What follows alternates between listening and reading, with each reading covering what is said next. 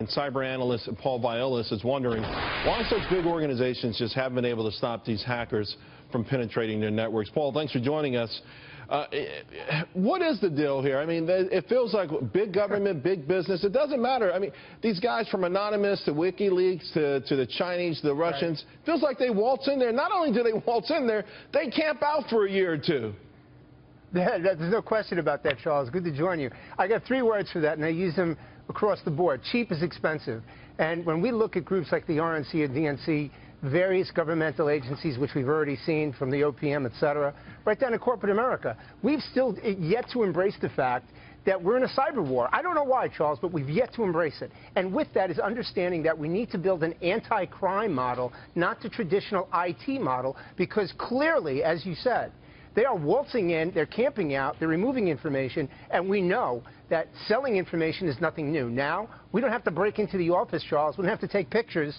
We just hack right into their systems. Paul, how would that work? In other words, you're saying that the current structure is based around the notion of cyber, but you're saying treat it more as a preventative crime measure?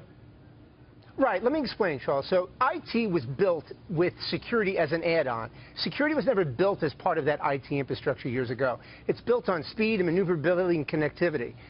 The anti-crime method looks at the trajectory, the probability of the trajectory of that criminal, whether they be in-state or non-state actors from Russia, China, North Korea, Iran, whatever, or local guys, how they're going to get in, and then you build the system around what that probability of that vulnerability is from the beginning, instead of having to try to patch it at the end. That's the anti-crime model. Unfortunately, it's more expensive to do than the traditional IT method, which is why so many groups, public and private sector, have yet to embrace that. That's why I say cheap is expensive. Pay now, or you'll clearly pay later. Are you saying to a certain degree then when they say, hey, we can't ever catch up, the criminals are always one step ahead, is that to a degree a cop-out?